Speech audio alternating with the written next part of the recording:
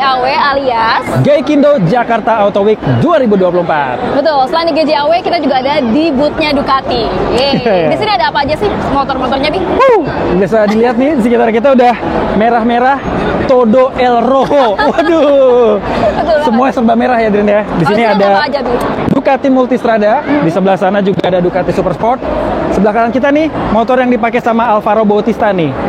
Ducati Panigale V4, dan sebelah situ ada Ducati Street Fighter yang versi nakednya. Keren ya, Din ya? Keren banget. Nah, ngobrolin soal merah-merah nih, alias Todo El Rojo, kita bahas nih soal merah di pramusim kas kemarin. Iya benar-benar. Oke, kita di situ ya, Bi ya? Oke, langsung kita bahas itu, Din.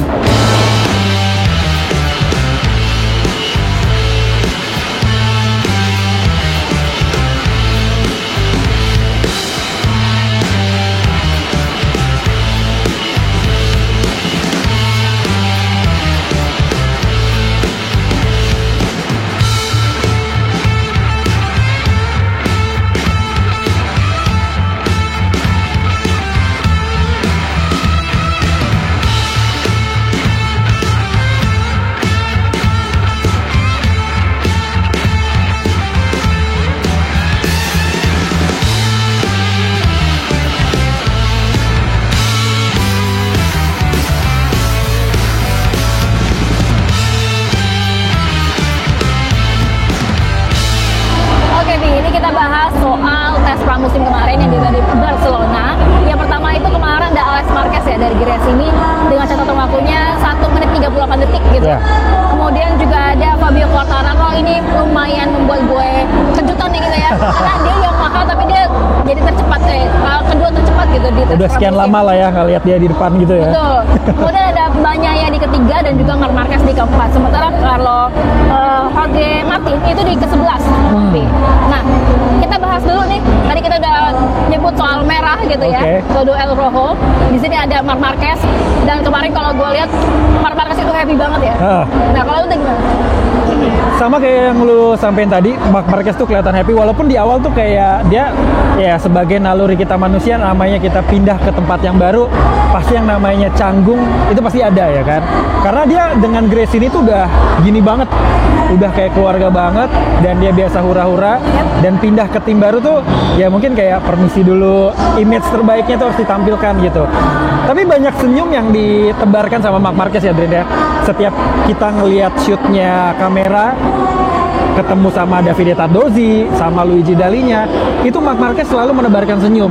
Bahkan sama beberapa kru ketika dia kelihatan salaman dan segala macam tuh, bener-bener ekspresi Marc Marquez kayak tempat ini yang udah gue incer dari lama gitu loh, Drin. Ya kan? Jadinya gue ngelihat Marc Marquez tuh udah mulai ngerasa langsung confidence, dan dia punya feeling yang bagus tentang masa depannya di tim ini. Jadi nggak cuma soal dia akan dapat motor bagus, nggak cuma dia punya tim yang bonafit, tapi juga dia udah ngelihat kalau dia diterima di Ducati Lenovo ini dan akan menjadi keluarga yang kompak sama kayak waktu dia di Gresini kemarin. Jadi ya impresi awal soal Marc Marquez masuk ke Ducati benar-benar full of smile. Gitu sih, Din, kira-kira ya. Iya, betul. Kemarin juga ada komentar dari Tardozzi juga gitu ya. Kalau misalkan ini memang istilahnya dream teamnya si Ducati gitu, di mana ada Pecco Bagnaia dan juga Marc Marquez.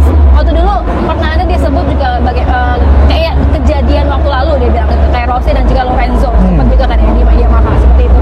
Dan kalau misalkan kita lihat juga kemarin nyatu banget antara Gigi Dall'Igna, dan juga sempat ada sekuensi kan, ada footage-nya juga di video di mana Marc Marquez itu ngobrol sama Gigi, dan Gigi juga senyum-senyumnya tulus banget gitu kan. Dan kayaknya memang happy banget mereka berdua, baik dari Gigi Dall'Igna juga dengan Tardozzi gitu ya. Nah, Bi, kalau untuk impresinya sendiri dan juga untuk tes pramusimnya, apa aja sih sebenarnya yang baru gitu ya di antara yang dipakai sama Pecco Bagnaia dan juga Marc Marquez? Nah, terkait dengan apa yang dites kemarin itu sebenarnya ada banyak hal ya. Kita bahas dulu yang dipakai sama Marc Marquez dulu nih, karena kan dia paling memikat perhatian dengan warna serba merahnya sampai dia bikin Todo El Rojo itu ya. Nah, kalau gue menangkap kenapa Marc Marquez mendesain penampilan dia serba merah tuh nggak jauh beda dengan yang namanya marketing, Drin. Karena mau gimana pun Marc Marquez harus tetap jadi pusat perhatian. Itu udah gue baca daripada saat 1 hari sebelum tes pramusim ini dilakukan nih. Oke lah, Jorge Martin jadi juara dunia, tapi mata para penggemar MotoGP, media akan tetap ke Marc Marquez gitu. Dan itu terbukti kemarin kan. Garasinya Marc Marquez sama garasinya Jorge Martin sama ramenya. Yang satu karena dia juara dunia dan pindah tim sehingga menjadi sorotan. Yang satu lagi sama-sama pindah tim dan seorang Marc Marquez gitu. Nah, di kesempatan kemarin pada saat tes di Barcelona, Marc Marquez dulu dikasih kesempatan buat menjajal dua tipe motor drift. Jadi yang pertama adalah GP24 yang dipakai sama Pecco Bagnaia dan juga Jorge Martin di tahun yang sama untuk kejuaraan musim 2024 dan juga GP25. Tapi GP25 yang dipakai sama Marc Marquez ini belum totally new ya, jadi masih tanda kutip hybrid. Dia pakai mesin GP25 yang baru, pakai frame tahun 2025 yang baru, pakai beberapa part-part 2025 yang baru, tapi masih dengan menggunakan aero package ataupun body daripada GP24. Nah, kenapa Marc Marquez dikasih coba dulu GP24 itu supaya bisa nyari tahu apa sih yang membedakan antara GP23 tunggangannya dia di tahun 2024 ini dengan yang ditunggangi oleh Pecco dan juga Jorge Martin yang sampai akhirnya mengantarkan Jorge Martin sebagai juara dunia gitu. Nah, cuman sekitar mungkin 20 lap atau 25 lap kalau nggak salah Marc Marquez itu coba GP25-nya, GP24-nya buat ngerasain impresi seperti apa, baru kemudian dia naik GP25 yang udah di set merah-merah itu. Responnya positif deh. Katanya perbandingan antara GP23 dan GP24 itu jauh. Jadi benar-benar mirip sama yang kita bahas di podcast-podcast pada saat masih berjalan musim gitu ya. GP23, GP24 tuh jauh. Dan itu benar diakui sama Marc Marquez. Entering ke tikungan bagus, keluar tikungan dia langsung melesat, torsinya benar-benar ngisi dan enak buat dikendaliin. Nah, ketika nyobain GP25 itu super duper luar biasa lagi dengan katanya Marc Marquez. Lompatannya benar-benar 2-3 kali lipat GP23. Itu karena frame yang dipakai di GP25 di uji coba di tes Barcelona itu tuh lebih ringan, lebih light sehingga buat dibawa untuk menikung masuk ke tikungan dan keluar tikungan jadi lebih enak. Hanya saja mungkin punya konsekuensi ketika nantinya kes akan jadi lebih ringkih gitu. Tapi ini positif buat Marc Marquez sendiri. Dia bisa langsung adaptasi dengan baik dan Marc Marquez tuh bilang torsi daripada GP25 yang dia pakai pada saat tes Barcelona kemarin benar-benar melimpah banget. Ini adalah salah satu motor yang sangat kompetitif dan Marc Marquez sangat yakin kalau nantinya semakin disempurnakan GP25 akan jadi salah satu motor yang paling superior di kelas MotoGP di tahun 2025. Dan ternyata Din, kekurangan daripada GP25 yang disampaikan Marc Marquez itu cuma satu. Itu adalah sistem pengereman. Karena tipe balapnya Marc Marquez dan Pecco Bagnaia itu ternyata mirip. Dia butuh pengereman yang benar-benar kuat ketika masuk ke tikungan, sehingga sistem pengereman ini harus disempurnakan lagi. Saat ini udah bagus memang, tapi memang harus disempurnain lagi. Terus ketika Marc Marquez udah selesai nyoba, dia ngasih laporan ke Tardozzi dan juga Luigi Dalinya. Semuanya full senyum, dan ada satu momen itu Dalinya disorot lagi senyum sendiri ngeliatin dua pembalapnya. Karena gue ngerasa apa ya, Dalinya itu dia udah sukses dengan beberapa capaian. Pertama, dia dari Aprilia pindah ke Ducati, dituntut untuk bisa membawa atau membuat motor yang kompetitif. Itu udah terbukti. Motor yang dibuat sama Luigi Dalinya sangat kompetitif, dipakai sama Dovizioso bertarung sama Marc Marquez di 2019.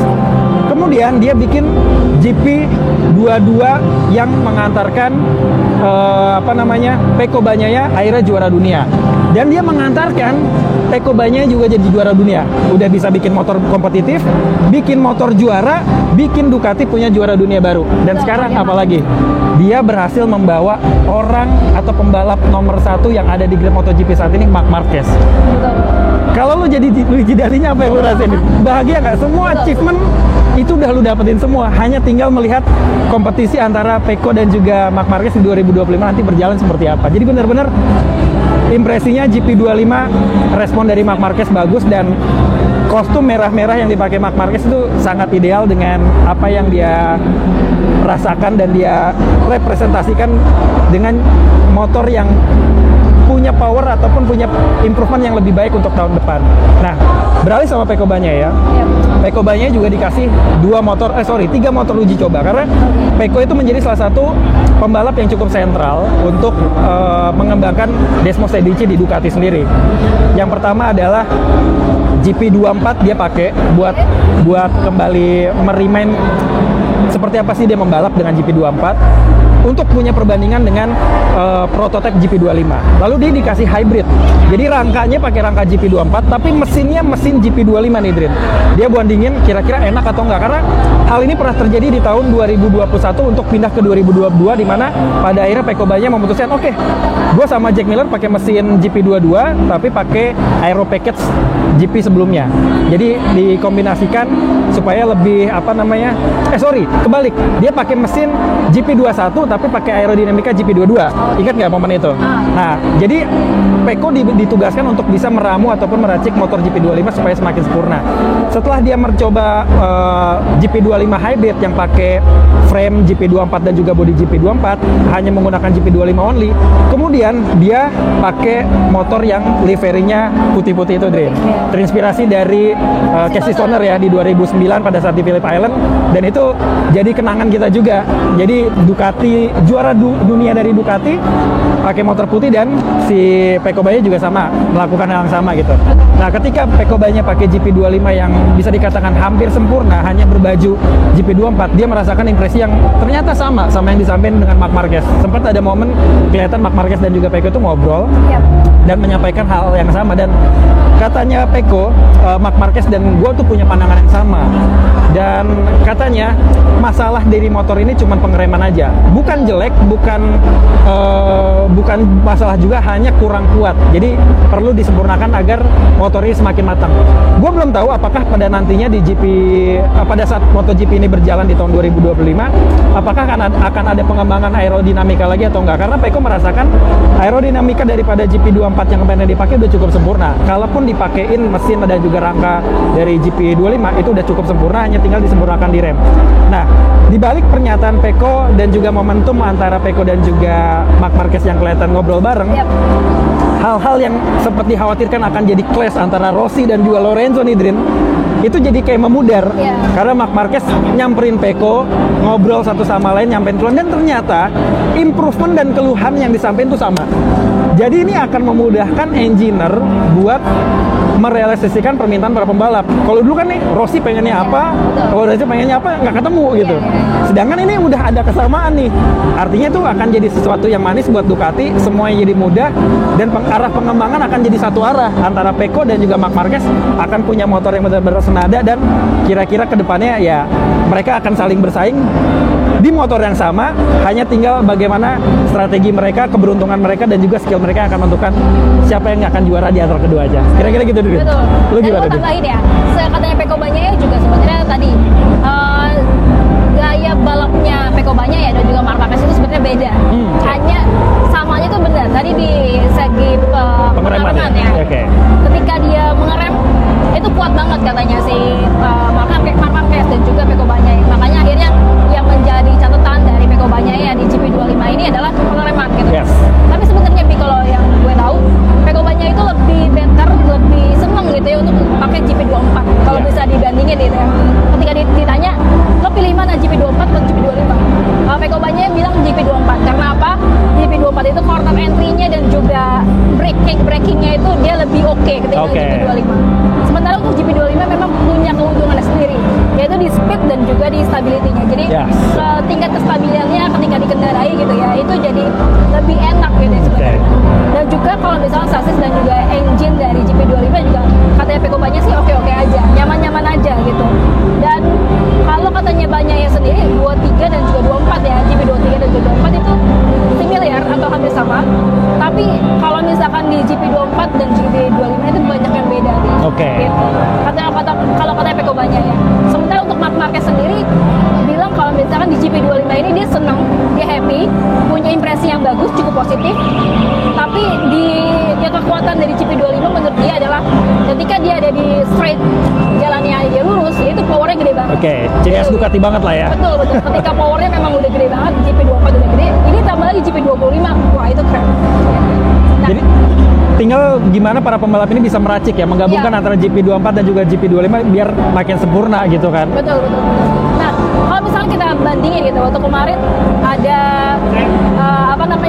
merah-merah tapi nggak ada sponsor sama sekali nih di badannya Marc Marquez gitu ya. Tapi kita tahu lah istilahnya. Ini udah ada catatan kalau misalkan Red Bull udah berpisah dari Marc Marquez meskipun belum ada pernyataan resminya. Tapi kita tahu kalau Monster Energy gitu ya. Tapi ada nggak sih informasi tambahan gitu ya terkait dengan sponsornya Marc Marquez ini seperti apa? Oke, nah terkait sponsor ini memang sebenarnya masih jadi mungkin jadi PR ya bagi Ducati dan juga bagi Marc Marquez sendiri, karena Marc Marquez itu berangkat masuk ke Gresini, masuk ke Ducati, itu tuh mereka dia tuh secara pribadi bawa sponsor sendiri. Ada Red Bull, ada Oakley, ada Allianz, masih banyak lagi. Kemarin pas di kostum Todo Rojo itu kan kita hanya ngeliat sponsor tuh di helm Sui, Michelin, Alpinestar, sama satu lagi apa ya? Ya pokoknya cuma itu aja sih. Sui, Alpinestar, sama Michelin aja. Jadi 3 hal yang melekat pada kejuaraan MotoGP dan juga Marc Marquez yang selama ini. Betul. Tapi Red Bull itu udah nggak ada lagi kan, baik di helm, di kostum tuh udah nggak ada lagi. Dan tapi ketiadaan Red Bull ini udah mengindikasikan bahwa masalah udah clear antara sponsor pribadi Marc Marquez yang sebelumnya bawa Red Bull dengan sponsor daripada tim Ducati sendiri yaitu Monster Energy. Ini udah deal lah intinya. Kemungkinan besar Marc Marquez akan menggunakan logo Monster Energy di musim 2025. Itu pasti akan ada di helmnya Marc Marquez, akan ada di bajunya dan juga akan ada di motornya. Yang jadi pertanyaan Sadira tadi adalah gimana nih sponsor-sponsor yang lain? Nah, sponsor-sponsor yang lain emang masih jadi misteri, Drin. Karena saat ini Marc Marquez sendiri punya sponsor Oakley untuk kacamata dia, kacamata hitam untuk sebelum balap atau lagi liburan kemana tuh biasa pakai Oakley. Sedangkan untuk Ducati sendiri itu punya sponsor Carrera. Ini bentrok kan? Ini harus diselesaikan. Tapi statusnya saat ini memang gue belum dapat informasi seperti apa kelanjutannya. Dan selain itu juga Marc Marquez punya sponsor bawaan dari Allianz. Ini sponsor asuransi. Sedangkan Ducati itu punya Unipol. Unipol juga sama-sama asuransi. Ini bentrok gitu. Nah ini memang harus benar-benar diobrolin lagi antara Ducati khususnya kepada Marc Marquez buat bujuk-bujuk. Dan ini ujungnya pasti ke pendapatan. Nah saat ini Ducati itu sudah deal sama Marc Marquez untuk menggaji per musimnya sekitar 12 juta euro. 12 juta euro itu nolnya sebenarnya 6, tapi kalau dikerupiahin itu totalnya sekitar 200 miliar rupiah, Andrin. Bayangin 200 miliar rupiah per musim ada di ATM kalian. Nah, dari angka 12 juta euro ini katanya Ducati, Tardozzi yang bilang akan ditambahkan lagi menjadi 14 juta euro kalau Marc Marquez sudah deal dengan sponsor yang ditawarkan oleh Ducati untuk Marc Marquez.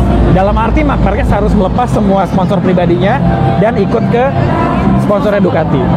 Nah, kalau misalnya dilakukan, berarti Marc Marquez akan naik gaji. 14 juta euro itu setara dengan 232 miliar rupiah.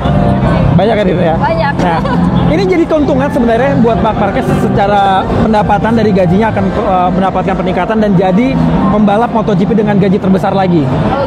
Cuman yang jadi resiko adalah ketika nantinya Marc Marquez menyatakan hengkang dari Ducati, kita nggak pernah tahu ke depannya gimana kan, apakah dia akan pindah ke KTM, apakah dia antar selesai dari MotoGP. Kita lihat lah, David Beckham sekarang kan masih punya sponsor pribadi dan segala macam. Nah, ketika nantinya Marc Marquez ini selesai di Ducati atau keluar dari MotoGP, sponsor mana lagi yang akan nempel sama dia? Tapi gue percaya ketika nantinya Marc Marquez pensiun atau lepas dari tim Ducati, dia akan ketempelan terus sama yang namanya sponsor pribadi, Din. Magnetnya dia, marketingnya dia, bisnisnya dia, daya tariknya dia akan bikin brand-brand itu akan selalu datang sama dia. Tapi memang ini harus dicermati juga sama Marc Marquez sendiri, apakah dia akan deal dengan angka 14 juta euro tadi, ataukah ada perjanjian-perjanjian khusus yang akan dilakukan dengan Ducati. Kira-kira gitu sih, Din. Yang gue juga tahu ya, kekayaannya Marc Marquez itu sampai dengan 80 juta euro. Dan dia menjadi 3 orang alias sportsperson-nya Spanyol gitu ya, yang terkaya ketiga gitu, dibandingkan dengan 2 petenis lainnya kalau nggak salah.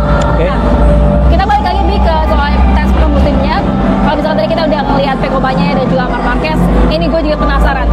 Yang paling juga ditunggu-tunggu sama media dan juga mungkin fans MotoGP, kepindahan Jorge Martin dari perangkat Ducati ke Aprilia gitu ya. Nah, impresinya sendiri dari Jorge Martin seperti apa, dan juga senjata barunya Jorge Martin di Aprilia itu nah selain Marc Marquez yang tentu jadi sorotan utama pada saat tes pramusim kemarin, tentu kan sang juara dunia MotoGP 2024, siapa lagi kalau bukan Jorge Martin Almaguera. Nah, kita lihat ya, Jorge Martin tuh begitu dia merayakan juara dunia, dia happy banget. Terus 1 hari setelahnya, dia udah mulai masuk ke garasinya Aprilia, juga kelihatan wajahnya fine ya. Benar-benar apa yang udah dia pengenin udah terkabul semua, pindah tim juga terkabul semua, dan bahkan ini jadi catatan baru ya di era MotoGP. Ini jadi kepindahan besar seorang juara dunia ke tim pabrikan lainnya setelah Valentino Rossi dari Honda ke Yamaha gitu kan. Pada saat menjalani tes memang kita ngelihat Jorge Martin itu begitu ngelihat motornya full black, terus di area sampingnya masih ada nomor 89. Tapi yang jadi pertanyaan, akankah Jorge Martin menggunakan nomor 1 nih, Fit? Karena kemarin pada saat tes pramusim dia hanya logo bintang di bagian depannya. Nah, itu ternyata ada artinya. Ada artinya. Ya? Itu apa, Bi? Nah, kan artinya ada bintang besar dan bintang kecil. Nah, bintang besar itu menandakan bahwa Jorge Martin itu udah menjuarai kejuaraan MotoGP sebagai kelas para raja gitu kan. Jadi bintangnya paling gede. Besar, ya. Nah, lalu bintang kecilnya apa? Nah, sepanjang karirnya Jorge Martin tuh pernah juara dunia Moto3 di tahun 2018. Jadi bintang besar ini mewakili prestasinya Jorge Martin pada saat menjuarai MotoGP di 2024, dan yang kecilnya adalah prestasi Jorge Martin pada saat menjuarai Moto3 di tahun 2018. Jadi maksud daripada bintang itu di motor Jorge Martin adalah itu, Dren. Nah, tapi belum tahu ya apakah Martin itu bakal pakai nomor 1 atau pakai nomor 89 gitu ya. Yes. Di musim depan. Itu yang masih belum diketahui. Gue melihat sih kalau misalnya dari track record yang udah kayak misalnya Pecco Bagnaia deh, pada saat tes pramusim dia udah langsung menggunakan nomor 1 pada saat di tahun 2022 mau ke 2023. Okay. Ya, dari 2023 ya otomatis dia udah pakai nomor 1 juga. Nah, tapi Jorge Martin masih tanda tanya karena nggak lazim dilakukan. Kalaupun ternyata Jorge Martin ini tidak menggunakan nomor 1,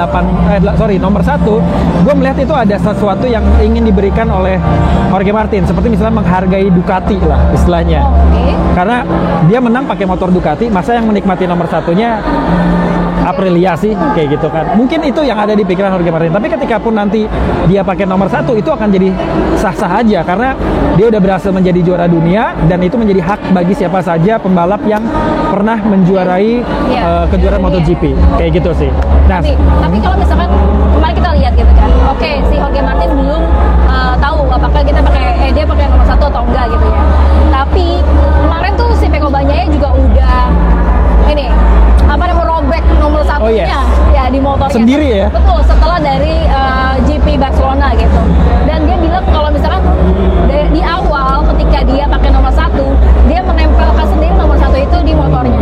Dan akhirnya dia mau sendiri, minta sendiri untuk melepas gitu ya nomor 1-nya itu untuk kemarin setelah dia udah nggak jadi juara dunia lagi. Ditempelin di dadanya dia. Betul. Ya. Simbol menjadi nomor 1 di hatinya para penggemarnya gitu. Jadi dia juga udah merelakan itu ya. Iya. Oke, balik lagi nih. Untuk Jorge Martin, impresinya gimana? Oke, Jorge Martin itu ternyata dikasih coba 2 motor juga. Yang pertama RSGP GP24 yang dipakai sama Alex Espargaro dan juga Maverick Viñales. Dia ngerasain dulu impresinya seperti apa. Ternyata di RSGP GP24 dia merasakan sesuatu yang berbeda. Walaupun sama-sama mesinnya V4, tapi ternyata antara Ducati dan juga Aprilia, walaupun sama-sama pabrikan Itali, punya karakter yang berbeda karena faktor aerodinamika, lalu juga fairing order daripada mesin. Kalau misalnya Ducati itu pakai 90 derajat, kalau Aprilia itu biasanya pakai fairing order sekitar 65 derajat. Jadi mungkin akan ada perbedaan dari segi torsi, power, dan lain sebagainya, dan juga stabilisasi ketika dibawa. Nah, GP24 daripada RSGP sendiri, Jorge Martin bilang punya front end yang bagus di bagian depan dan lebih baik dinilai daripada Ducati. Ketika dia masuk ke tikungan itu cukup oke. Tapi begitu keluar tikungan ada banyak banget wheelie yang dia rasakan gitu. Karena mungkin powernya dia cukup gede, si Aprilia ini torsinya cukup gede sehingga ketika dia langsung ngemejek gas, si motor itu akan jumping gitu. Jadi itu bikin dia kehilangan banyak waktu di setiap keluar tikungan. Nah, akhirnya dia dicobalah motor Aprilia GP25, RSGP GP25. nggak beda jauh karena dari bentuk aerodinamika utama pun nggak berbeda jauh dengan yang dia rasain di GP24. Hanya ada beberapa di bagian samping kayak downwash duck segala macam. Nah, ini ada sedikit improvement dirasain. Bagian front end semakin downforce semakin baik, tapi dengan adanya downforce semakin baik, Jorge Martin bilang ini ada konsekuensinya. Ban akan jadi semakin boros. Oke lah, dia stabil, terus juga nggak terlalu banyak jumping, tapi konsekuensi kepada penggunaan ban. Apalagi ketika Jorge Martin harus menggunakan ban soft di kemudian hari, itu akan cepat aus dan cepat habis. Itulah kenapa kita lihat beberapa kali Aprilia yang dipakai Alex Espargaro sama yang dipakai Maverick Viñales beberapa waktu lalu di musim 2024, di awal dia kenceng, tapi udah masuk ke tengah udah susah ngejar, lambat karena bannya cepat habis. Ternyata pengaruh daripada downforce di bagian front end ataupun bagian depan itu sangat mempengaruhi daripada motor Aprilia. Ditambah walaupun Jorge Martin nggak bilang ini, Din, nggak bilang motornya panas karena mungkin lagi winter test ya. Betul. Di musim dingin jadi panasnya nggak terlalu berasa, tapi memang harus ada banyak banget penyempurnaan yang dilakukan di Aprilia RSGP. Tapi secara garis besar si Jorge Martin bilang motor ini unik, motor ini bagus dan bisa dikembangin. Sama ini, motor yang kemarin dihadirkan di tes pramusim itu masih hasil karyanya Romano Albesiano yang pindah ke Honda. Nanti ya. Nah, jadi Sterlacini sendiri, Fabiano Sterlacini bilang Jorge Martin cukup baik menggunakan motor Aprilia di saat pertamanya, dan Sterlacini juga perlu masukan dari pembalap-pembalap Aprilia, mulai dari Marco Bezzecchi, dari Jorge Martin sendiri, dari Raul Fernandez, dan dari Ai Ogura yang pindah ke Tracos pakai motor Aprilia. Dan bahkan uniknya gini, Sterlacini itu bilang cuma Tuhan yang bisa mengenali dan juga mengubek-ubek Aprilia RSGP yang ada saat ini. Butuh waktu yang cukup lama buat dia bisa mencari tahu apa yang harus dikembangkan, apa yang harus dieliminasi, dan apa yang harus diubah dari Aprilia RSGP karya Romano Albesiano. Karena kalau misalnya kita lihat sepak terjangnya Sterlacini, dia udah berhasil bikin motor Ducati lebih kompetitif di era Jorge Lorenzo dan juga Dovizioso dulu, Drin. Terus pindah ke KTM, dia bikin motor KTM juga kompetitif. Nah, kemungkinan besar ketika nanti di Malaysia pada saat shakedown ya, itu kan semua motor-motor baru tuh udah mulai kelihatan siap untuk dipakai di musim 2025. Gua berspekulasi Sterlacini akan punya beberapa ubahan major pada Aprilia RSGP. Mulai dari aero fairing, mulai dari mesin dan segala macam itu akan dirubah sekitar 80% lah. Feeling gua gitu ya. Karena Sterlacini cukup radikal dan dia bakalan menghilangkan karya Aprilia RSGP yang sebelumnya di tangan Romano Albesiano. Jadi kita tinggal lihat aja seperti apa yang akan dilakukan oleh Sterlacini di Sepang bersama dengan Jorge Martin, terus juga dengan Marco Bezzecchi dan juga pembalap dari tim satelitnya. Kira-kira gitu sih, Din. Ya, Jorge Martin juga meskipun dia udah pindah ke Aprilia gitu ya, gaya balap lean angle-nya itu yang bahunya sampai nempel di aspal ya. Nempel di aspal itu masih tetap sama kayak di Ducati gitu ya. Dan tadi bener banget Albi bilang, Jorge Martin itu bilang kalau misalkan Aprilia itu front tire-nya ya. Front end. Ya, front end bagian ya. depan. Bagian depannya itu lebih oke dibandingin Ducati gitu. Nah, kemarin juga kita lihat bagaimana dia ngobrol juga sama Bezzecchi gitu. Yes. Nah, tapi yang uniknya kemarin ketika di pedok gitu ya, bukan di pedok sih sebenarnya, di pit lane, di boxnya si Aprilia, itu Pecco Bagnaia menyamperin si Bezzecchi gitu ya. Tapi ada satu hal lagi yang menarik momennya ketika si Pecco Bagnaia itu menoleh gitu ya. Dia kayak ngeliat ke arah boxnya Aprilia, dan ternyata itu kenapa dia pengen kepo banget sebenarnya si Jorge Martin ini pakai nomor 1 apa enggak gitu. Jadi dia mau cari tahu itu. Betul. Ya deh. Jadi selain dia nyapa si Bezzecchi, tapi dia juga sebenarnya kepo gitu kan. Ini Jorge Martin pakai nomor 1 apa pakai nomor 89? Tapi akhirnya 89 kan gitu. Tapi tadi kita udah ngebahas soal Pecco Bagnaia, Marc Marquez, Jorge Martin. Nah, ada juga kepindahan dari Enea Bastian ini dan juga Maverick Viñales gitu ya. Untuk Maverick Viñales sendiri ke KTM, dan Pedro Acosta juga masih tetap di KTM gitu kan. Ini seperti apa nih? Oke, nah KTM ini juga jadi salah satu tim yang bisa dibilang mendulang banyak pembalap-pembalap papan atas sampai papan tengah. Jadi pembalap-pembalap yang mungkin jadi black horse di kejuaraan MotoGP tahun 2024 hampir semuanya masuk KTM. Enea Bastianini ini di 2024 dia posisi 4, Brad Binder posisi 5, lalu juga ada Pedro Acosta posisi 6 dan Maverick Vinales posisi 7. Jadi 4, 5, 6, 7 pembalap di urutan klasemen akhir 2024 semuanya masuk KTM. Ya kan? Buat Pedro Acosta naik kelas dari KTM Tech 3 ke KTM Red Bull Factory Racing nemenin Brad Binder. Terus Enea Bastianini ini dan juga Maverick Vinales ini masuk ke tim Tech 3 KTM. Buat Maverick Vinales sendiri ini adalah motor keempatnya dia dari pabrikan berbeda di kelas MotoGP. Dia kan langsung masuk Yamaha, terus pindah ke Suzuki, pindah ke Aprilia, dan sekarang pindah ke KTM. Jadi mungkin targetnya Maverick Vinales masih sama, Dream. Bisa menang di kejuaraan MotoGP dengan 4 motor pabrikan berbeda, ya kan? Semoga aja kita bisa lihat itu ya, dan itu akan jadi salah satu rekor baru. Nah, kita bahas dulu soal Pedro Acosta deh, karena Pedro Acosta kalau gue lihat itu menjadi pembalap yang menggunakan banyak banget perangkat tes. Kalau Brad Binder, oke lah dia fine-fine aja dan dia nggak banyak ngomong juga. Jadi gue akan lebih bahas si Pedro Acosta. Pedro Acosta tuh mencoba 2 motor juga. Yang pertama adalah RC16 2024 dan yang kedua RC16 2025. Secara mesin dan juga secara frame. Nah, untuk package aeronya itu pakai 3 jenis. 3 sampai 5 ya kalau nggak salah, 4 apa 3? 3 kalau nggak salah 3. Pakai 3. Yang pertama dia pakai body KTM RC 16 tahun 2024 yang dipakai sama dia sendiri dan juga dipakai sama pembalap-pembalap dari KTM lainnya. Terus dia nyobain spek 2. Spek 2 tuh mirip sama yang tahun 2024 tapi lebih gembung.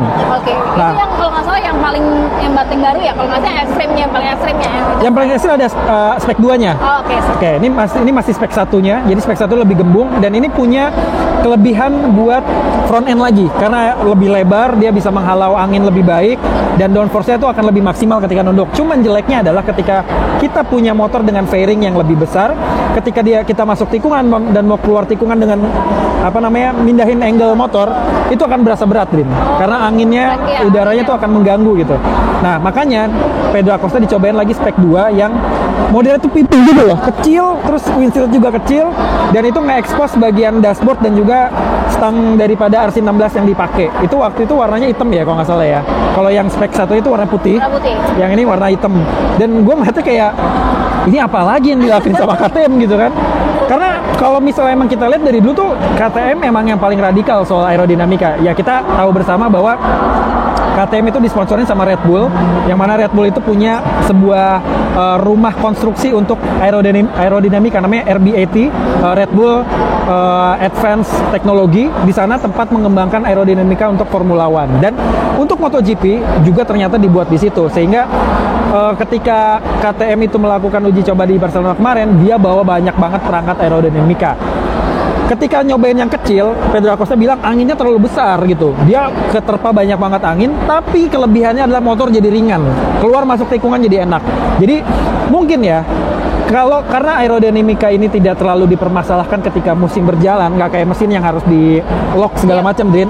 Akan ada beberapa sirkuit tertentu yang akan dipilah dan juga dipilih sama KTM, feeling gue ya, Din, untuk menggunakan paket aerodinamika tertentu. Kelihatannya sih nggak akan seperti itu. Jadi ketika sirkuitnya membutuhkan downforce yang lebih tinggi, dia akan pakai fairing yang gemuk. Tapi ketika dia balapan di sirkuit yang ternyata tidak membutuhkan aerodinamika dan banyak tikungan karena dia harus mengubah arah motor secara cepat, kemungkinan akan pakai yang kecil. Tapi apakah di 2025 dengan ada logo baru MotoGP ya kan, di bawahnya Liberty Media, apakah ada regulasi baru yang harus diikuti atau enggak ya kita belum tahu, tapi kemungkinan itulah yang akan dilakukan sama KTM sendiri. Nah, 2 pembalap dari KTM Factory udah kita bahas, tinggal di tim satelitnya ya, Tech 3. Oke, tapi sebelum ke situ, Bi, gue mau nambahin yang Pedro Acosta. Sebenarnya Pedro Acosta itu juga bilang happy dengan adanya motor baru yang 2025 ini, tapi dia bilang masih terlalu agresif. Dan dia mengatakan kalau bisa tuh lebih kalem lagi nih motornya supaya bisa dikendaliin. Itu tambahannya. Ternyata kita ke Viñales dan Bestia ya. Senada sama yang dibilang sama Pedro Acosta soal si motornya terlalu agresif. Ketika Viñales nyoba RC16 pertama kali, dia bilang motor ini ringan banget. Ya itu mungkin karena aerodinamikanya dan juga bobotnya. Jadi emang kalau kita lihat Red Bull tuh dengan segala teknologinya tuh bikin motor yang secara aerodinamika bagus, secara engine juga nggak jelek kan, tetap kompetitif. Kalau nggak salah kan KTM itu konstruktor nomor 2 ya, di bawahnya Ducati kan. Nah itu bisa membuktikan bahwa emang superioritas KTM di bidang pengembangan teknologi khususnya aerodinamika gitu.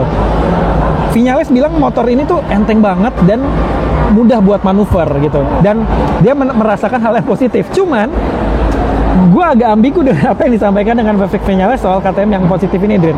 Karena ketika dia dulu pindah ke Yamaha, motornya bagus, positif. Tapi di tengah-tengah dia ada problem. Pindah ke Suzuki, motornya bagus, enak, torsinya besar di bawah, walaupun memang agak susah di lurusan gitu. Ya pada akhirnya dia lempem. Pindah ke Aprilia, motornya bagus. Lempem juga David Black. Iya, front end-nya juga bagus, enak. Ini motor yang revolusioner. Aprilia sudah berbuat hal yang baik untuk kejuaraan MotoGP ini. Kesini-sini memble. Ya, gue jadi skeptis gitu. Ngelihat Viñales ngomong kayak gitu lagi, kira-kira dia di KTM bakalan kayak gimana gitu. Apakah sesemangat ini di awal-awal dan kendor di akhir, atau justru bakalan punya cerita berbeda gitu. Cuman memang Viñales bilang, gue belum sepenuhnya untuk membejak motor ini secara total gitu. Gue masih setengah-setengah, masih mengenali dulu karena memang instruksi daripada Pete Bierer dan juga manajer tim daripada KTM bilang, buat pembalap nggak dituntut buat cepet kok, yang penting adaptasi pelan-pelan kayak gitu. Rasain feelingnya, rasain apa yang dibutuhkan, rasain apa yang beda dan laporin ke kita. Tapi instruksi tersebut ternyata nggak dijalanin sama Bestia. Sama Bestia nih. Kita lihat akhirnya Bestia ini tuh langsung agresif banget. Malah langsung keras dia. Iya. Dia sebenarnya jatuhnya simpel dan nggak terlalu parah ya. Jadi kayak dia low side, tapi pas dia nengok motornya hancur, kebagi dua gitu. Fairingnya hancur, ban depannya kepisah segala macem. Dan itu dibilang sama manajer teknisnya. Bestia itu tidak mengikuti instruksi daripada briefing yang dilakukan. Gua nggak minta dia mau nge-push aja gitu. Dia merasa itu masih Ducati. Sebenarnya kan ya beda gitu ya. Setuju. Bestia itu adaptasi dulu gitu. Iya, setuju. Karena Bestia itu kan seperti yang kita tahu pada saat di Ducati dia bawa motor agresif banget kan. Waktu di Gresini dia agresif, waktu di Ducati Lenovo dia agresif, senangnya bejek motor dan bawa motor kencang banget gitu. Mungkin dia mau ngebuktiin atau melihat batas daripada KTM ini seperti apa sih. Sebenarnya positif juga, tapi ternyata dia tidak mengikuti apa arahan instruksi daripada tim KTM sendiri buat slow aja gitu. Apalagi kan Tech 3 itu tim satelit, mungkin budgetnya juga terbatas. Ngeliat motornya hancur juga pusing gitu kan. Waktu kemarin Marc Marquez juga di Gresini waktu kemarin pas motornya hancur di Mandalika, ini kosnya gimana gitu kan. Itu mungkin yang dipikirin juga sama bos-bos KTM satelit. Mungkin karena dia karena itu tim satelit, sumber dayanya tidak terlalu besar seperti pabrikan, jadi ya mungkin baru juga hari pertama udah kena omel lah kayak gitu. Jadi buat Bestia ya baik-baik aja lah. Tapi dilihat dari para pembalapnya sendiri, Viñales, Bestia, Pedro Acosta dan juga Brad Binder, gue merasa 4 pembalap ini bakalan jadi salah satu contender. Ya, kontender daripada kejuaraan MotoGP 2025 di luar Ducati. Jadi lebih kurang impresi yang mereka sampaikan kayak gitu sendiri. Untuk Brad Binder sendiri emang gak banyak ngomong kemarin ya, kayak gitu. Dan gue rasa kalau misalnya jadi kontender sih mungkin Pedro Acosta. Nah, KTM-nya dia udah klop banget, dan waktu kemarin manuver dia di 2024 itu lumayan banyak. Meskipun dia ternyata meraih juara atau paling banyak crash-nya gitu. Ada kalau nggak salah itu 28 ya dia crash gitu. Kalau misalkan dibandingin dengan yang pembalap lainnya. Kalau misalkan katanya Pedro Acosta kenapa dia crash mulu? Pertama dia ya gaya balapnya sendiri memang udah mencoba untuk agresif terus gitu ya. Terus dari itu mungkin karena dia juga masih rookie waktu kemarin di 2024, mentalnya juga mungkin gue rasa belum terlalu dewasa. Ya, dan masih meraba juga kali ya motornya gimana. Pokoknya gimana akhirnya sampai gue geber dulu gitu, sampai akhirnya ke depan dulu, nggak mau tahu gimananya. Nanti kalau crash ya udah crash gitu. Makanya akhirnya kenapa dia jadi pembalap terbanyak yang crash. Mengalami crash ya. Betul. Yang kedua, di posisi kedua pembalap yang crash itu ternyata Marc Marquez. Marc Marquez ya. Betul. Tapi bisa juara 3 tuh dia. Iya. Di kalau nggak salah sebanyak 24 crash. Wow, gitu. banyak ya. Nah, tapi kalau kata Marc Marquez sebenarnya crashnya dia itu bukan sepenuhnya kesalahan dia. Bisa jadi karena faktor pembalap lain atau karena memang dalam teknis motornya yang memang tidak bagus. Gitu. Ban gitu ya. Betul. Tapi juga dia bilang kan dia tuh crashnya bukan di balapan. Makanya dia bisa jadi juara ketiga. Gitu. Dia crashnya kebanyakan di free practice ya, dan juga practice. Karena apa ya? Balik lagi dia mau mencari limitnya gitu ya. Dari batas. Betul. Nah itu sekitar informasi tadi tambahan ya soal berapa banyak sih pembalap yang crash. Nomor 1 ada Pedro Acosta dan juga Marc Marquez. Nah tadi kita lanjut ke Maverick Viñales. Ada lagi tambahannya? Tambahannya ini, oh ya Pedro Acosta kemarin pakai nomor 37 ya Din ya. Sebelumnya kan pakai nomor 31 karena nomor 37 dipakai sama Augusto Fernandez. Nah ini 37 itu dipakai lagi sama Pedro Acosta mungkin jadi nomor keberuntungan.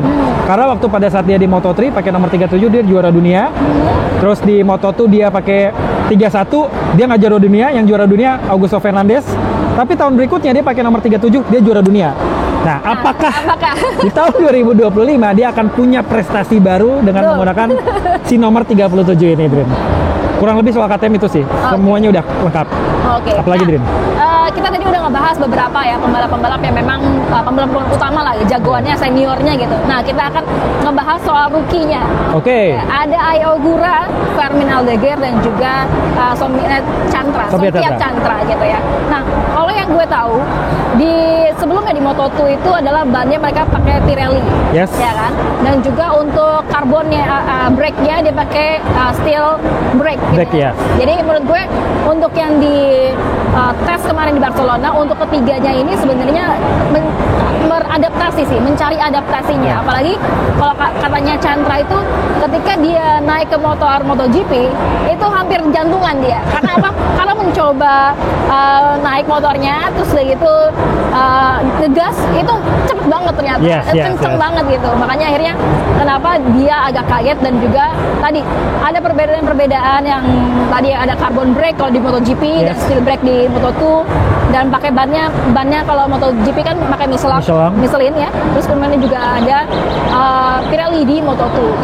Kita nggak bahas satu-satu untuk Fermin Aldeguer dulu nih. Fermin Aldeguer untuk kemarin ada momen gitu ya ketika si Fermin Aldeguer di practice start dan dia tuh mencoba katanya bergaya dengan style Marc Marquez.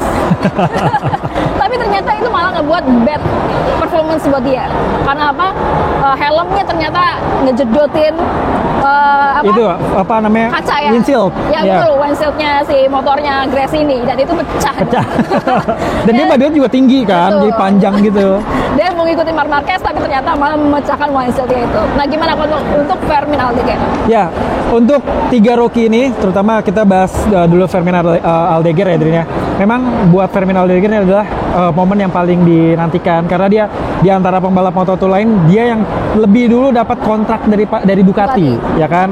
Jadi dia udah punya masa depan cerah sebelum Ai Ogura dinyatakan juara dunia gitu. Jadi mungkin dia udah gregetan banget dan udah kepengen banget naik ke kelas MotoGP karena secara usia, secara postur dia emang udah waktunya pindah ke kelas MotoGP sendiri gitu kan. Nah, pada saat kemarin dia melakukan tes di Barcelona, memang tugas daripada Ducati dan juga Gresini adalah silahkan adaptasi. Kita nggak nyari waktu tercepat, nyamankanlah postur tubuhmu dan juga skill yang kamu punya untuk bisa menyesuaikan diri nih, Din, antara dia dengan GP24 yang akan dia pakai. Dia pakai GP24 bekas Marc Marquez kan.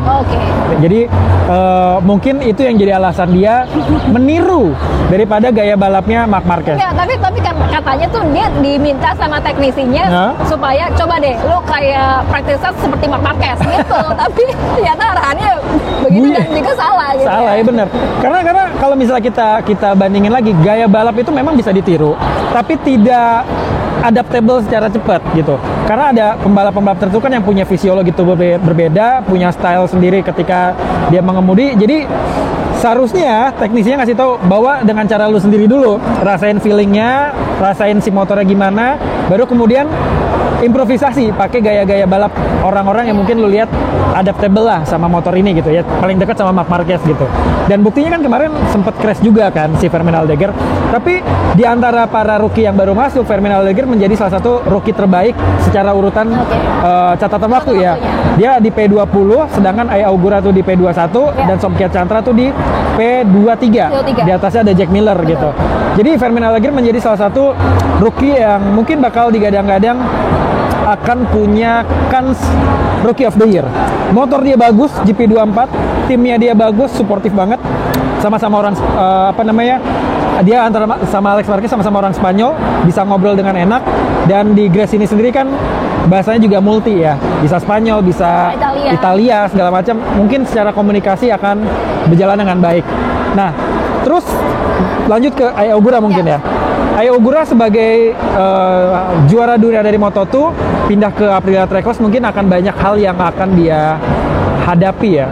Dia punya beban gelar juara dunia Moto2, pindah ke tim satelit, di mana motor yang dia pakai adalah Aprilia yang mungkin ya dibilang kompetitif, cukup kompetitif, tapi dibilang superior juga belum sampai situ gitu.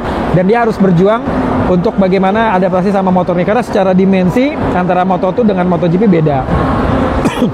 Sorry, Moto2 tanpa aerofairing, MotoGP ada aerofairing. Jadi dia ada beberapa angle dan juga penyesuaian yang harus dilakukan ketika menerpa udara, aliran udara ketika dia lagi ngebut. Power juga beda. Moto2 765 cc 3 silinder inline. Motornya dari mesin Triumph. Aprilia pakai mesin V4 1000 cc. Itu akan banyak banget lonjakan torsi yang dirasain sama Ai Augura ketika dia nyobain di Aprilia kemarin. Kemarin dia nggak banyak ngasih impresi, dia cuma ini adalah waktu yang tepat buat melakukan adaptasi. Motornya powerful, tapi memang gue masih belum bisa ngendarin motornya secara sempurna gitu. Makanya dia juga sempat crash. Dan ketiga rookie ini juga crash sih. Somkiat Chantra pakai motor RC213V bekas Nakagami. Dia bilang, ya tadi Sadino udah ngejelasin di awal, ini torsinya gede banget gitu, 1000 cc. Dari sebelumnya dia pakai 765 cc 3 silinder, benar-benar jengat gitu. Walaupun saat ini status daripada motor Honda adalah yang paling belakang, tapi secara power tentu gapnya jauh banget, Rin. Jadi Somkiat Chantra sebagai orang Asia juga menerima paket motor Honda yang biasa dipakai sama Joan Mir, Luca Marini yang posturnya tinggi, dia bakal banyak banget adaptasi yang harus dilakukan. Nah, tapi gue ngeliat Somkiat Chantra akan berdarah-darah ketika dia berada di Honda dengan kondisi motor yang masih begini-begini aja gitu, Drin. Ya seperti yang kita tahu kemarin di tes Barcelona, Joan Mir masih mengeluhkan motornya belum banyak improvisasi yang dibawa, pembaruan, karena memang status Honda kan masih konsesi. Jadi sepanjang musim 2024 kemarin tuh sebenarnya banyak update dan juga private test yang dilakukan sebagai haknya si Honda ini untuk mendapatkan konsesi biar motornya kompetitif gitu. Nah ini makanya keluhan-keluhan yang disampaikan sama Joan Mir ini harus jadi istilahnya hal-hal yang juga dicermati sama Somkiat Chantra, apalagi dia di tim satelit yang nggak begitu banyak sumber dayanya, sehingga harus dikonsultasikan dan dikomunikasikan dengan baik dengan timnya, dengan Honda dan segala macam. Dan bahkan mungkin gue merasa Honda pun nggak akan banyak berharap sama Somkiat Chantra gitu. Dia hanya punya punya kesempatan untuk masuk ke kelas MotoGP, itu udah jadi kebanggaan sendiri buat Somkiat Chantra. Nah, kenapa? Karena dia Asia ya, selain dari yang Ai Augura. Yes, benar. Karena kan Honda kan selalu ngasih jatah buat pembalap Asia, dan itu diisi sama Somkiat Chantra, sedangkan Ai Augura yang harusnya menempati posisi itu pindah ke tim satelit Aprilia Trackhouse gitu. Nah, tapi kalau misalnya lu sendiri, Dirin, kira-kira siapa yang bakal jadi Rookie of the Year di tahun 2025? Kalau gue sih sama kayak Albi tadi ya. Fermin Aldeguer rasa-rasanya akan menjadi Rookie of the Year karena apa? Tadi disokong sama timnya Grace ini. Ya kan, motornya sendiri ya istilahnya lo pakai bekas longsorannya Marc Marquez gitu ya. Ya meskipun kita belum tahu juga nanti gaya balapnya apakah ini bisa sesama dengan Marc Marquez atau enggak untuk yang GP24-nya gitu. Nah, Bi, kalau misalkan kita lihat gitu ya, ini kan tadi kita udah ngebahas soal Rookie of the Year alias itu tadi Fermin Aldeguer, tapi kita juga udah ngebahas beberapa pembalap yang rookie. Tadi juga udah dibahas soal Honda gitu ya. kita akan ngebahas soal Honda dan juga Yamaha. Honda sendiri tadi Alwi bilang Juan Mir ini mengeluh gitu ya, kalau misalkan tidak ada senjata-senjata baru lah istilahnya, senjata baru yang disediakan oleh Honda untuk ditesnya di Barcelona kemarin gitu. Dan dia bilang ya karena nggak ada yang mau yang baru gitu, gue mau apa lagi gitu. Karena kan memang udah merasa cukup nggak kompetitif juga di 2024 gitu. Tapi sebenarnya berbeda dengan apa yang diomongin sama Luca Marini. Luca Marini dia bilang ada beberapa hal pembaruan dari Honda gitu, yang dia sempat coba di Barcelona. Dan dia tuh juga bilang lumayan positif nih kalau misalkan dia coba untuk yang motor untuk 2025-nya. Dan juga ada komentar dari Alex Espargaro yang juga sebagai test rider barunya HRC ya. Iya, test ridernya HRC Honda gitu ya. Tapi sebenarnya Alex Espargaro itu tidak terang-terangan untuk bilang ke media gitu ya, apa yang menjadi positif dan juga apa yang menjadi negatif dari Honda ini. Tapi sebenarnya kalau nggak salah Puig bilang gitu ya, si Alex Espargaro memang udah bilang ke engineer-nya Honda secara terang-terangan apa yang menjadi positifnya, kemudian juga apa yang menjadi negatifnya dari Honda. Dan Alex Espargaro di Honda itu dianggap menjadi sebuah keuntungan tersendiri. Karena apa? Karena dia di Aprilia cukup kompetitif di Barcelona gitu ya. Apalagi tesnya sekarang juga di Barcelona kemarin, dan itu menjadi tracknya yang bagus buat si Alex Espargaro. Jadi Honda punya data-data yang bagus juga dari Alex Espargaro gitu sih, Bib. Kalau Albi melihatnya seperti apa? Dan gua agak tadi ya kejutan juga dari Yamaha gitu, ketika Fabio Quartararo bisa berada di posisi kedua tes Barcelona. Dari Albi, Yamaha gimana, Honda gimana? Pernyataan yang disampaikan sama Alex Espargaro soal Barcelona jadi tempat tes pramusim ini juga sebenarnya ditanggapi sama Pecco Bagnaia. Pecco Bagnaia itu setuju dengan yang disampaikan dengan Alex Espargaro kalau Barcelona ini punya karakter sirkuit yang lintasan lurusnya banyak, tikungannya juga variatif. Jadi bisa ngetes motor secara maksimal di lurusan, dan ketika di tikungan juga bisa dapetin input-input yang menarik gitu. Beda halnya ketika di Valencia nggak banyak track lurusnya, jadi malah Pecco berharap tahun-tahun mendatang kalau bisa ya tesnya di Barcelona lagi atau di Mugello katanya kayak gitu. Jadi mungkin pandangan antara Pecco dan juga Alex Espargaro cukup senada. Nah terus terkait juga dengan Honda sendiri, Alberto Puig bilang gini, Drit, apa yang disampaikan Juan Mir ya memang benar begitu gitu. Ngapain bawa motor hitam-hitam di kamuflase segala macam? Toh secara status saat ini HRC tuh masih konsensi kan, dapat istilahnya subsidi lah dari Dorna untuk bisa mengembangkan motornya supaya bisa kompetitif lagi. Cuman gue juga agak menyayangkan dengan komentar dari Alberto Puig ini, Drin. Karena kan namanya tes pramusim adalah untuk mencoba sesuatu yang baru. Berganti tahun biasanya mereka dapat dana baru untuk bisa mengembangkan motor. Boya dimanfaatkan gitu loh, dana-dana ini untuk bisa mengembangkan unit motor yang baru yang lebih kompetitif. Jangan sampai orang-orang kayak Juan Mir kayak tadi tuh mengeluh. Jadi gue ngerasa Juan Mir kelihatannya mengeluh gitu, tapi keluhannya make sense. Kenapa nggak ada yang baru gitu? Kenapa gitu nggak dibuat yang baru, minimal mesin untuk 2025 apa segala macam, atau mungkin jangan-jangan Honda ini masih menunda karena kan Romano Albesiano ini baru masuk ke Honda ya kan, dan adanya Alex Espargaro sama-sama dari Aprilia, mungkin nunggu mereka ini kerja bareng dengan mengevaluasi hasil tes yang ada di Barcelona. Jadi setelah dievaluasi segala macam, kita nemu masalahnya, apa yang harus kita bangun, apa yang harus kita benahi, baru nanti pada saat di Sepang Honda punya kejutan. Karena waktu untuk bisa melakukan konstruksi mesin baru itu juga butuh waktu yang panjang sebenarnya. Sekarang tinggal tersisa Desember, Januari, Februari akhir mereka udah harus ngetes mesin lagi kan, sama paket bodi dan lain sebagainya. Jadi ada waktu 3 bulan yang harus dilakukan sama Romano Albesiano duet dengan Alex Espargaro, dua-duanya mantan dari Aprilia, untuk bisa mengembangkan RC213V lebih kompetitif. Semoga aja hal ini dimanfaatkan benar-benar sama ARC untuk bisa mengembangkan itu. Karena kasihan, Luca Marini pada saat di tim satelit Ducati, Muni VR46 tahun 2023, kenceng banget. Berapa kali juga dia pole position, masuk podium. Marco Bezzecchi, Juan Mir juga pernah juara dunia di 2020. Artinya dua orang ini tuh punya talenta, hanya lagi dapat motor yang kurang kompetitif. Dan bahkan kan seruan kepada Alberto Puig supaya diganti juga banyak nih. Jadi benar-benar Honda itu tidak cuman harus merevisi motornya, tapi juga manajerial dan juga bagaimana mereka nantinya meracik si motor ini dengan manajemen supaya bisa lah bagus kayak dulu gitu. Nah, kalau misalnya tadi kan Puy juga bilang untuk apa dia bawa motor-motor, maksudnya spare-part baru gitu ya di tes Barcelona ini. Tapi ternyata kalau misalkan Alwi bilang itu kan ada konsesi-konsesinya. Mungkin itu bisa jadi ya yang dipikirin Puy.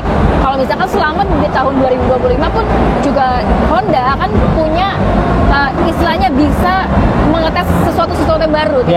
Dan ini berbeda sama pabrikan-pabrikan lain kayak misalkan Ducati dan lain-lain yang memang udah harus fix dari awal. Spare part ataupun kayak bagian-bagian partnya itu yang baru itu harus dites dulu. Mesin juga ntar di lock gitu kan. Dan harus dipakai itu yang itu gitu ya selama semusim gitu. Jadi berbeda sama Yamaha dan juga Honda gitu ya. Nah, kita ada Honda, Yamaha sekarang. Oke, Yamaha menjadi salah satu pabrikan yang cukup menarik nih menurut gue ya. Karena tadi di awal saya udah bahas kalau Fabio Quartararo ini menempati posisi kedua tercepat. Itu artinya ada improvement yang memang dilakukan sama Yamaha sendiri. Walaupun sebenarnya pada saat tes Barcelona ataupun tes pramusim ini nggak jadi patokan siapa yang paling cepat segala macam, karena biasanya dijadiin tempat buat adaptasi atau ngetes motor baru atau segala macam. Tapi emang posisi Fabio Quartararo yang ada di kedua teratas ini jadi salah satu angin segar. Dan bahkan Fabio Quartararo bilang cukup senang, udah lama nggak ada di posisi teratas itu. Motor ada improvement karena dapat mesin baru, rangka baru untuk M1 GP25. Walaupun secara manuver untuk menikung, masuk tikungan, keluar tikungan dia cukup enak, tapi torsi masih kalah. Secara yang lain udah V4, dia masih inline 4. Walaupun inline 4-nya adalah crossplane yang mendekati ketukan-ketukan silinder untuk V4, tapi tetap aja inline 4 tetap kalah. Cuman memang input daripada Fabio Quartararo kepada Yamaha adalah ini gimana caranya motor supaya powernya lebih gede. Nah ini udah oke kok gitu. Aerodinamika udah oke, mesin juga udah cukup lumayan, hanya tinggal ditambahin aja powernya seperti apa. Nah terus si Alex Rins juga nggak banyak omong, dia juga menilai cukup positif lah apa yang dilakukan sama Yamaha, hanya tinggal soal power, pokoknya keluarnya power. Nah beda halnya dengan Jack Miller dan juga Miguel Oliveira yang akhirnya bergabung ke Pramac yang udah pakai Yamaha gitu ya. Oliveira dan juga Jack Miller, mereka berdua adalah pembalap mesin V4. Miguel Oliveira pernah di KTM, pernah di Aprilia, masuk ke Yamaha, tiba-tiba inline 4. Jack Miller pernah di Ducati, pernah di KTM, mesin V4, jadi inline 4, ya kan? Kemarin catatan mereka berdua nggak begitu bagus, tapi bagi Miguel Oliveira, Yamaha adalah motor yang nyaman. Manuver enak, duduk enak, riding position enak. Tapi buat Miguel Oliveira bukan motor yang nyaman yang dibutuhin, ya kan? Motor yang cepat. Jadi benar-benar antara ketiga pembalap, antara Fabio Quartararo, terus juga siapa tadi, Alex Rins dan juga Miguel Oliveira sama, butuh motor yang cepat, tidak hanya sekedar nyaman untuk bermanuver. Jack Miller nggak banyak ngomong karena dia masih terikat kontrak sama KTM yang memang nggak boleh banyak ngasih informasi gitu. Tapi memang kalau kita lihat catatannya, si Jack Miller ini ada di urutan 22 ya, di bawahnya Ai Ogura, di atasnya Somkia Chantra. Kalau misalnya kita ngeliat, Jack Miller ini membe apa segala macam, tunggu dulu. Gue punya insting bahwa perannya Miguel Oliveira dan juga Jack Miller adalah bukan untuk membalap dengan M1 versi 2025-2026 dulu. Tapi buat mengembangkan mesin V4-nya Yamaha yang katanya memang sudah semakin dekat, untuk kemudian nanti bisa dites di tahun depan atau tahun 2026 udah bisa dipakai untuk prototipe supaya tahun 2027 udah matang. Jadi kalau memang Jack Miller sama Miguel Oliveira kelihatan memble, itu wajar. Dari pembalap V4 pindah ke inline 4 ya perlu adaptasi yang begitu banyak, tapi peran mereka di balik itu semua untuk mengembangkan mesin V4 Yamaha sangat penting. Jadi tinggal tunggu tanggal main dari Yamaha aja. Oke, kalau gue nambahin soal Alex Rins ya. Alex Rins tuh katanya Yamaha udah minta maaf ke Alex Rins dan juga Fabio Quartararo. Karena apa? Karena Yamaha tidak istilahnya tidak terlalu memberikan spek-spek yang bagus buat dia. Outputnya kurang gitu. Betul. Terus yang paling ngebuat Rins susah sebenarnya adalah ketika di pengereman.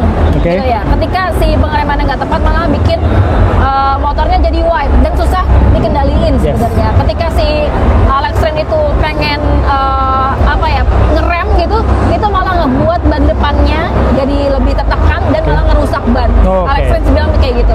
Dan pada intinya sih sebenarnya ya kita berharap aja gimana ada improvement dari Yamaha dan juga Honda supaya ya bisa ngacak-ngacak lagi nih bagaimana performanya Ducati gitu. Jangan sampai Ducati kalah mulu di 2025, tapi ada KTM lah, kemudian ada Yamaha yang bisa mungkin dari Fabio Quartararo yang bisa akan melonjak ke atas gitu, dan juga dari Hondanya gitu ya.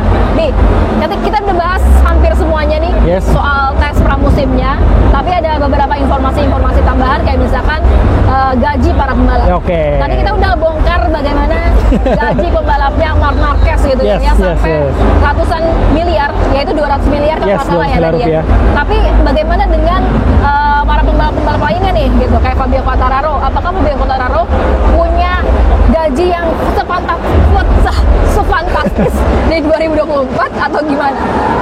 Kita tadi kan udah sempat spill gajinya Marc Marquez di Ducati ya kan, permasalahan sama sponsor dan lain-lain. Kita bahas soal gaji pembalap dengan status gelar juara dunia aja kali ya, biar nggak kebanyakan tuh angka semua tuh pusing gitu, pengen malah. Nah, seperti yang kita tahu tadi bahwa Marc Marquez ini menjadi pembalap MotoGP dengan gaji terbesar, yaitu sekitar 12 juta euro atau setara 200 miliar rupiah. Dan kalau misalnya nanti deal-dealan dengan Ducati soal sponsor ini sudah rampung, akan upgrade jadi 14 juta euro atau setara dengan 232 miliar rupiah. Nah, di urutan kedua itu ada Fabio Quartararo yang gajinya sekitar 12 juta euro. Padahal kan Fabio Quartararo baru satu kali dapat gelar juara dunia di MotoGP kan. Tapi gajinya cukup fantastis karena Yamaha menilai Fabio Quartararo ini adalah figur yang loyal. Dia protes ke Yamaha, tapi dia turut mengembangkan masalah-masalah yang ada di Yamaha sendiri. Jadi nggak cuma nyuruh ini nyuruh itu segala macam, dan dia tetap perpanjang kontrak terus. Yamaha menghargai apa yang dilakukan sama Fabio Quartararo, sehingga ketika dia minta gaji 12 juta euro, silahkan langsung tanda tangan. 12 juta euro itu ya sama kayak Marc Marquez sekarang sekitar 200 miliar rupiah. Nah, sekarang di nomor 3 gaji terbesar dipegang sama Pecco Bagnaia, pemegang gelar juara dunia MotoGP 2 kali ya berarti ya. Gaji pokok daripada Pecco itu sebenarnya 7 juta euro, Drin. Itu tuh sekitar 116 miliar rupiah. Tapi itu masih gaji pokok. Dalam arti ketika nantinya dia berhasil dapat dari sponsor lagi, terus berhasil memenangkan beberapa seri dan bahkan dapat gelar juara dunia, gajinya bisa melonjak sampai dengan 10 atau 11 juta euro. Itu artinya kan sekitar hampir 200 miliar lah, 180-an miliar. Itu udah sebuah angka yang cukup fantastis, ditambah kemungkinan Pecco untuk kompetitif di 2025 selalu ada. Apalagi dia sekarang tandem sama Marc Marquez akan memecut dia buat selalu lebih baik gitu. Motornya juga superior gitu kan. Nah, untuk urutan keempat ada Jorge Martin. Jorge Martin katanya gajinya naik 4 kali lipat. Itu artinya 4 kali lipat? Iya, 4 kali lipat. Sekarang gajinya Jorge Martin di Aprilia adalah 8 juta euro. Berarti 4 kali 8? Sorry. Sekarang gajinya 8 juta euro di Aprilia. Berarti sebelumnya 2 juta euro ya berarti kan. Di Pramac Ducati dia gajinya 2 juta euro, naik 4 kali lipat jadi 8 juta euro atau setara 132 miliar rupiah. Jadi selain dia berprestasi karena rekor juara dunia, dia bahagia karena jadi orang kaya. Apalagi kan dia berasal dari keluarga yang biasa-biasa aja, dia banyak dibantu sama Alex Espargaro kan, makanya kenapa dia dekat banget gitu. Dan mungkin ini jadi salah satu capaian dia untuk bisa membanggakan kedua orang tua dan juga membanggakan kakak angkatnya Alex Espargaro gitu. Mungkin akan lebih sering party-party nih mereka berdua. Nah, yang kelima, karena sekarang raja di MotoGP sebagai pemegang gelar juara dunia di MotoGP itu ada 5 orang. Terakhir ada Joan Mir.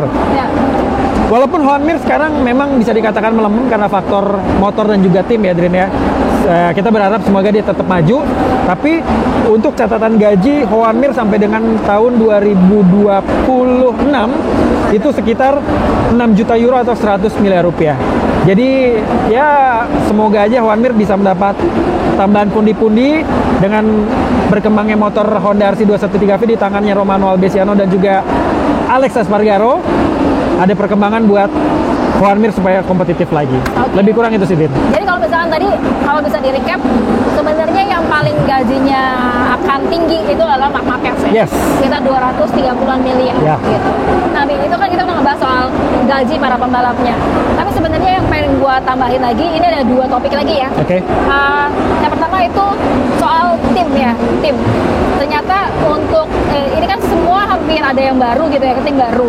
Ternyata untuk ngeblend, untuk kayak misalkan punya chemistry di dalam tim itu sangat benar-benar berpengaruh gitu ya selama semusim gitu. Dan gue bilangnya ini karena Morbidelli itu bilang punya kedekatan kayak misalkan Matteo Flamigni gitu kan. Itu kan memang udah VR46 dan dia juga udah tahu bagaimana environment atau lingkungan orang-orangnya gitu. Dan Morbidelli bilang ini menjadi sebuah keuntungan tersendiri bagi Morbidelli di VR46 Academy VR46 Pertamina Enduro gitu ya.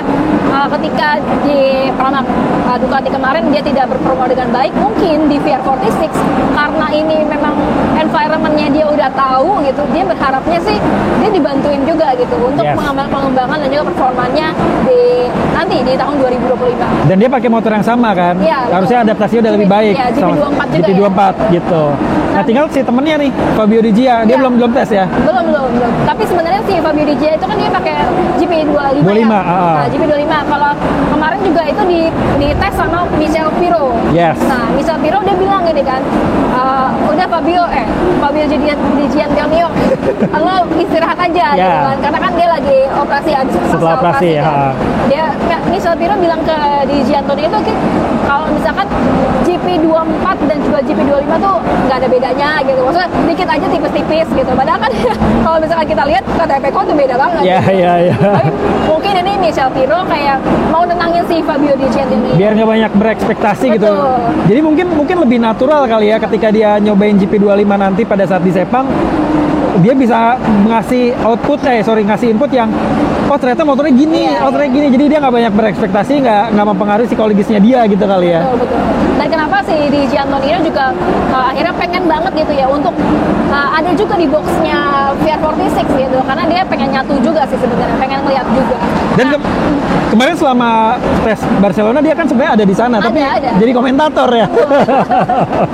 Dan kalau kita lihat sebenarnya juga katanya Mauro Grasili. Ya, Mauro Grasili yang Ducati, ya kan. Sebenarnya dia tuh juga merasa lega gitu ketika Marc Marquez akhirnya bilang, oh ini motor GP25 oke gitu ya. Punya positif yang bagus, punya feels yang bagus gitu. Dan si Grasili juga dia bilang kalau misalkan satu timnya itu udah oke dan juga punya kesamaan visi, kemudian juga kalau misalkan dari Pecco Bagnaia dan juga Marc Marquez punya feel yang sama, itu rasanya happy banget si Grasili ini juga supaya nanti kedepannya nih bakalan jadi tim yang oke. Tim yang istilahnya dia mau jadi top superior dan juga tim yang top of the world dia bilang itu. Nah, itu tadi soal tim. Dan kedua, ini yang terakhir ya. Kita ngebahas soal radio komunikasi. Kalau radio komunikasi ini sebenarnya juga udah dites di tes Barcelona kemarin 2025. Dan ada beberapa pendapat dari para pembalap maupun yang pro dan juga kontra terkait dengan radio komunikasi ini. Tapi dari Pecco Bagnaia sendiri, dia tuh sebenarnya nggak suka dengan adanya radio komunikasi. Beda juga sama Michel Pirro. Pirro itu dia bilang kalau misalkan ini bagus juga kok buat komunikasi antara tim dan juga para pembalap gitu. Nah, kalau Albi melihatnya seperti apa radio komunikasi ini, dan juga ada lagi nggak komentar-komentar dari para pembalap? Terkait dengan radio komunikasi ini memang dipakai sebagai prototipe ya, karena kan katanya mau ngikutin Formula One. Jadi tahap awal ketika nantinya bisa dipakai, para pembalap ini akan secara pasif mendengarkan instruksi dari pitbox mereka masing-masing. Baru kemudian seiring berjalannya waktu, di tahun-tahun selanjutnya mungkin radionya akan dua arah, sama kayak Formula One gitu, antara driver dan juga pitbox bisa ngomongin tentang jalannya balapan seperti apa. Walaupun dengan ada beberapa batasan, karena beberapa momen itu akan di-lock gitu, komunikasi menggunakan radio tersebut. Nah, kemarin benar kata Sadrina, Pecco menjadi salah satu pembalap yang menggunakan radio komunikasi untuk uji coba satu arah. Jadi buat dapat instruksi dari pitbox ataupun dari timnya seperti apa. Dan ternyata Peko tuh merasa terganggu dengan adanya radio itu, entah itu karena mengganggu konsentrasi, lalu juga itu kan harus dipasang perangkat di helm ya. Kita aja kalau misalnya pakai intercom, itu telinga tuh sakit karena ada headset ditaruh di telinga, dan itu akan nambah beban kepada helm sendiri. Jadi mungkin harus ada langkah revolusioner yang harus dilakukan sama Dorna ataupun Liberty untuk radio komunikasi ini sendiri. Kalau misalnya tadi bilang Michelle Pirro itu positif karena dia seorang test rider, ketika dia menjadi test rider, dia akan enak untuk komunikasi. Oh, ini motornya kurang ini, tolong catat. Lagi keingetan kan. Terus instruksi dari tim bilang apa, dia bisa langsung lakukan gitu. Oke, buat seorang test rider, tapi buat seorang pembalap itu akan mengganggu konsentrasi dan mungkin perlu adaptasi gitu, karena selama ini MotoGP nggak pakai radio komunikasi dan semua berjalan di Formula One. Jadi ya benar-benar harus dipikirkan matang-matang sama penyelenggara lah. Si siapa namanya, Fermin Alliger juga jadi salah satu pembalap yang uji coba radio komunikasi ini.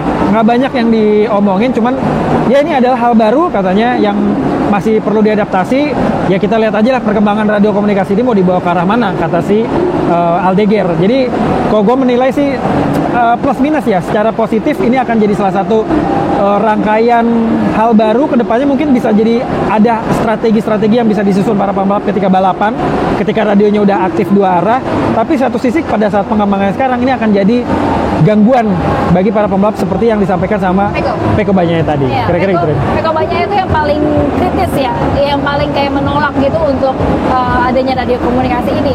Karena menurut dia pakai itu juga kedengeran waktu kemarin. Terus sudah gitu juga karena kabelnya yang menghubungkan antara radio komunikasi itu terlalu besar katanya, dan itu cukup berbahaya buat para pembalap. Kalau crash kan bisa nyekek atau segala macam gitu kan. Betul. Nah itu mungkin yang mesti harus dipikirin sama Liberty Media dan juga Dorna Sport gitu ya, untuk kedepannya seperti apa di tahun 2025. Apakah nanti kita lihat aja radio komunikasi ini benar-benar akan diberlakukan atau enggak gitu. Yes. Nah, oke, itu dulu. Ada lagi tambahannya, Bi? Tambahannya sebenarnya sudah cukup ya, Den. Kita hanya tinggal nunggu tes pramusim tahap kedua di Sepang, tepatnya di tanggal 5 sampai dengan 7 Februari ya. 5 sampai 7 Februari, terus Sepang. Di Sepang.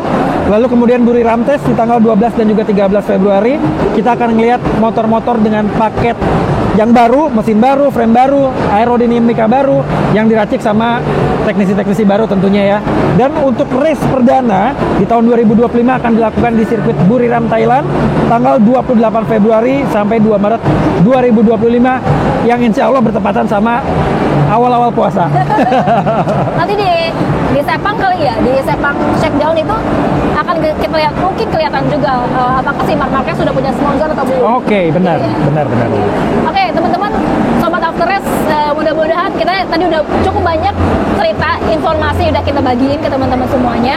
Semoga informasi dari gue dan juga Albi bermanfaat gitu ya. Dan satu lagi, terima kasih buat Ducati yang udah ngebolehin kita podcast di depan booth-nya gitu ya, di depan motor-motor yang Todo El Rojo ini. Terima kasih buat Ducati Indonesia. Oke, itu dulu. Udah? Yes. Ada lagi? Sudah, Drin. Oke, terima kasih banyak buat teman-teman semuanya. Nanti kita mungkin ada podcast lagi untuk ngebahas isu-isu seputar MotoGP ya gitu. Dan jangan lupa teman-teman untuk subscribe channel gue di Sabrina Evangeline, dan juga tonton terus podcast After Race. Oke, semuanya. Sampai jumpa. Terima kasih.